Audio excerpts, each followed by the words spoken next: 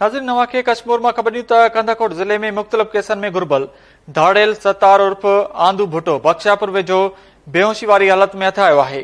अवां खे ॿुधायूं त धाड़ेल सतार खे अणॼातल माण्हू बेहोशी वारी हालत में घर ॿाहिरां फिटो करे फरार थी विया, पुलिस चयो आहे। पुलिस जो चवणु आहे त जवाबदार ते 5 लाख रुपया इनाम बि रखियल आहे।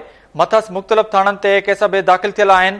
अवां खे अपडेट कयूं बख्शापुर मां त धाड़ेल सतार खे अणॼातल माण्हू बेहोशी वारी हालत में घर ॿाहिरां फिटो करे फरार थी विया आहिनि।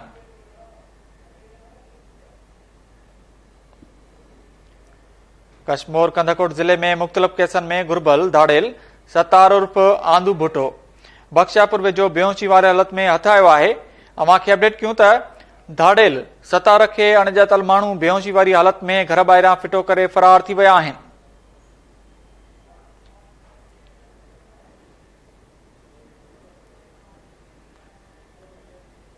पुलिस चयो आहे त जवाबदार ते 5 लाख रुपया इनाम बि रखियल आहे। मथस मुख़्तलिफ़ थाणनि ते बि केस दाख़िल थिया आहिनि, वधीक जांच कई पई वञे। अवां खे आम ख़बर ॾियूं त कश्मीर कंधाकोट ज़िले में मुख़्तलिफ़ केसनि में घुर्बल धाड़ेल सतार उर्फ आंदू भुट्टो बख्शापुर वेझो बेहोशी वारी हालत में हथायो आहे। इन हवाले सां वधीक तफ़सीलनि लाइ असां लाइन ते मौजूद आहे केटी न्यूज़ जो रिपोर्टर नियाज़ भुट्टो। जी नियाज़, अपडेट कजो। जी बिल्कुल, बख्शापुर भरिसां मयाणी थाणे जी हद में ज़िले कश्मीर कंदकोट जे मुख़्तलिफ़ केसनि में घुर्बल ॾुआरी अब्दुल सतार उर्फ आंदू भुट्टे खे जेको आहे त पंहिंजा साथी जेको आहे त बचाव बंद वटि जेको आहे त इन खे बेहोशी वारी हालत में जेको आहे त छॾे पाण फरार थी विया आहिनि।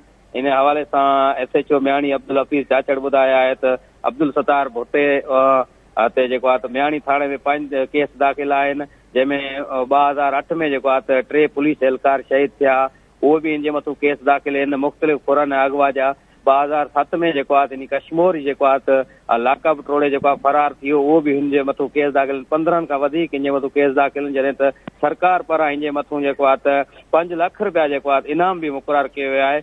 हे असां जेको आहे त मयाणी पुलिस गश्त करे रही त असांखे ॾिसंदे ई जेको आहे त इन जा साथी धाड़ेल हुया, इन खे बेहोशी वारी हालत में जेको आहे छॾे करे पाण फरार थिया आहिनि। असीं उन खे बेहोशी वारी हालत में खणाए करे मयाणी थाणे ते आया आहियूं। वधीक जेको आहे इन खे अस्पताल में पुलिस कस्टडी में जेको आहे इन खे अस्पताल नियो वेंदो, जिते सुभाणे जेको आहे इन खे कोर्ट में पेश कयो वेंदो। जी, वॾी महिरबानी अपडेट करण लाइ नियाज़ अहमद भुट्टो।